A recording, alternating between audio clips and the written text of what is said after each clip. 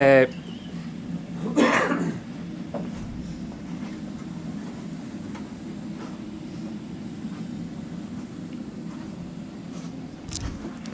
all right, here we go.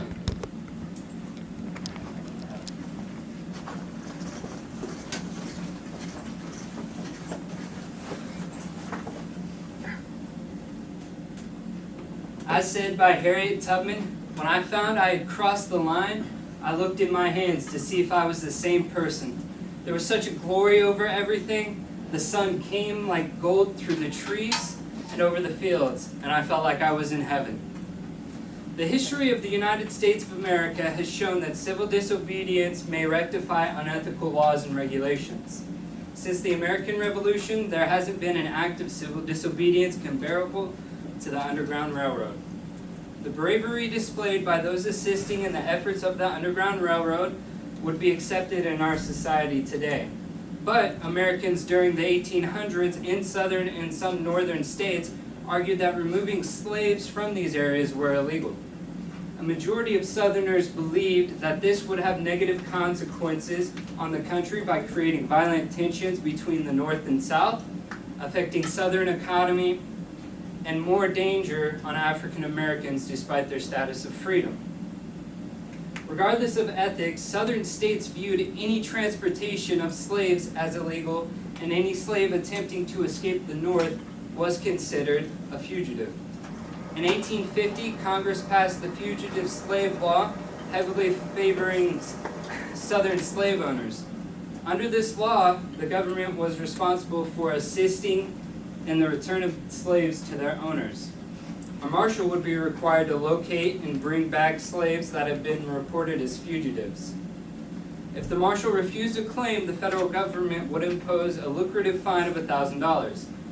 The federal commissioner's job was to assess if an African American was to remain free or return to their owner. The slave owner was responsible for any fees resulting from the case. Now, if the commissioner ruled in favor of the African American, the commissioner would receive $5. On the other hand, if the commissioner ruled in the favor of the slave owner, he would receive $10. Because of this, white Southern slave owners used this to their advantage without allowing African Americans to present their case. Therefore, when slaves succeeded in escaping their captors, freedom was still not guaranteed. Northern abolitionists grew infuriated with the Fugitive Slave Act when petitions and legislations couldn't protect runaway slaves. Some Northern Americans, such as John Brown, turned to violence. John Brown's militia engaged in Bleeding, Kansas, which led to the death of 5 pro-slavery Americans. As noted in an article by Jesse Greenspan, in 1859, Brown and his followers seized a federal armory in Virginia and inspired an anti-slavery rebellion. Brown was later captured and hung for his crimes. Violence between the northern and southern states was just beginning, with the Civil War looming around the corner. The safest way to ensure African American slaves would remain free would be to escape the United States and flee to Canada through secret networks such as the Underground Railroad. The Canadian Encyclopedia states that the Slavery Abolition Act came into effect in Canada August 1st, 1834, making enslavement officially illegal and freeing any remaining slaves. Bounty hunters would still attempt to illegally capture free African Canadians and return them to their prior white Southern slave owners, continuing the increase in violence.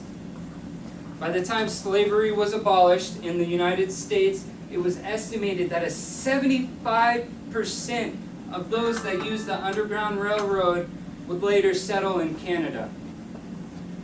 The Underground Railroad's success rallied on many key abolitionists who worked extensively to safeguard the network secrecy of stations and conductors. Quakers such as Isaac Hopper and John Brown used their homes and properties to conceal and transport runaway slaves. These northern abolitionists were vital in the success of the Underground Railroad because they owned property and provided funding for food and supplies of the movement. Perhaps the most notorious name associated with the Underground Railroad is Harriet Tubman. After successfully escaping to her freedom, Harriet Tubman returned to the South to help others escape to the northern states. In order to avoid slave hunters, she would use unconventional routes such as back roads, swamps, and mountains.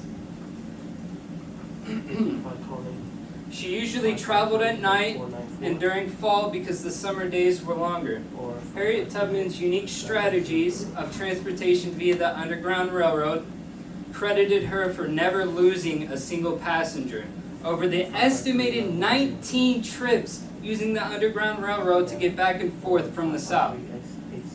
In conclusion, the success of the Underground Railroad came at a cost to the United States of America through rising tensions between the North and South and the crippling economy of southern states. This form of civil disobedience is what drives the United States forward. When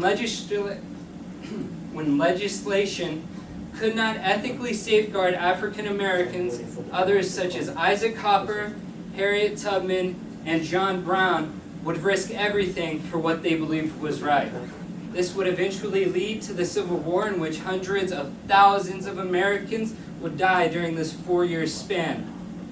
The outcome of the war resulted in a stronger, more unified nation transitioning into the beginning of the 19th century.